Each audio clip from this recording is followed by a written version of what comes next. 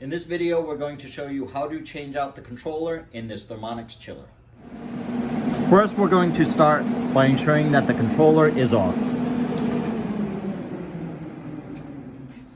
Next, we are going to facility power to ensure that it is turned off and locked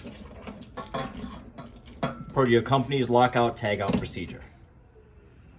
Next, we are going to be removing the 4 screws to remove this side panel.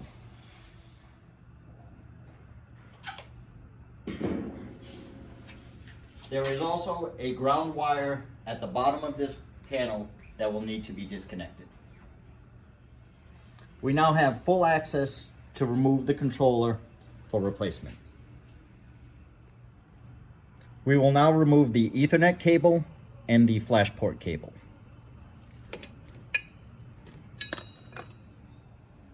Next, we're going to remove the umbilical cable from the body of the unit. We start by cutting the tie wrap to gain access to the 2 connectors. We will then disconnect the 2 connectors.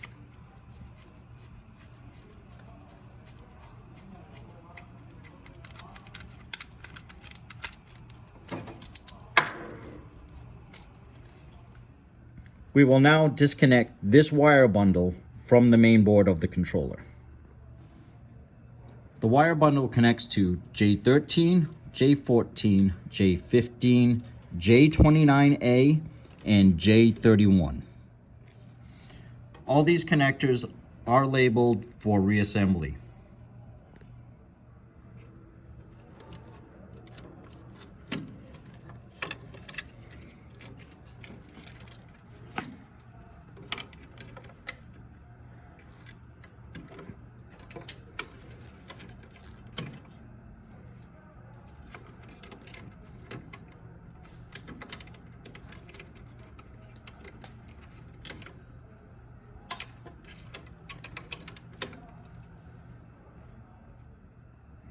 At this point, all electrical connections have been severed from the controller. We are now left with the mechanical connections.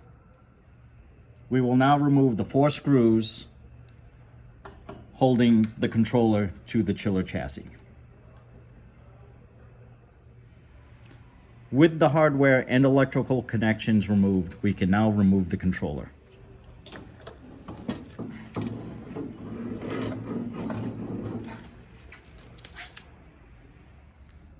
Now that the controller is removed, we will need to remove the 2 mounting brackets and the tie wrap mount to be placed on the new controller.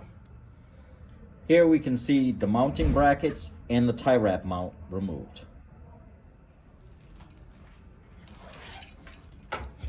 With the new controller, we will now install the mounting brackets and the tie wrap mount. These brackets are universal and will work on either side of the controller. Please ensure the mounting screws are facing forward. Now that we have the mounting brackets, we will now install the tie wrap mount.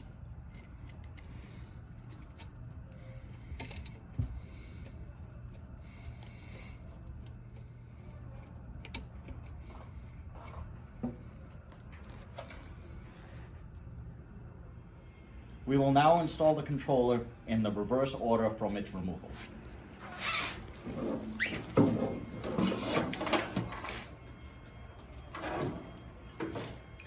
Reinstall the 4 screws into the mounting bracket.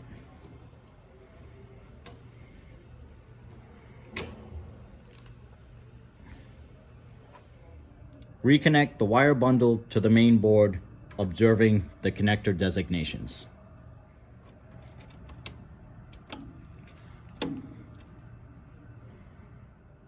We will now connect the umbilical cable with the 2 connectors.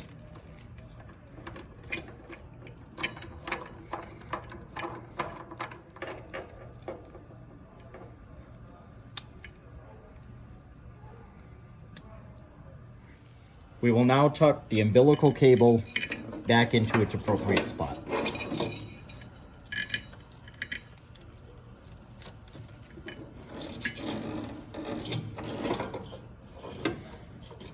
and secure it with a tie wrap.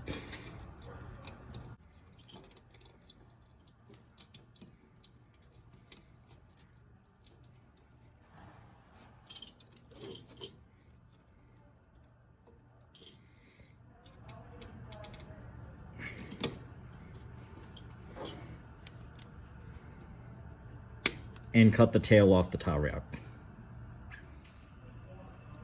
We will finally attach the Ethernet and the flash port cables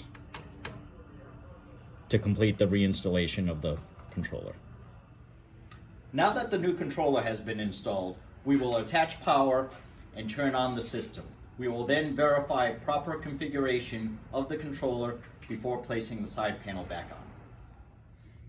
Now that the system is powered on, to properly verify the configuration, go to Menu, go Setup, System Configuration, enter in the password of 1970, and verify you are set up correctly. For further information about your system configuration setup, please refer to LMS 210450 supplied with your new controller.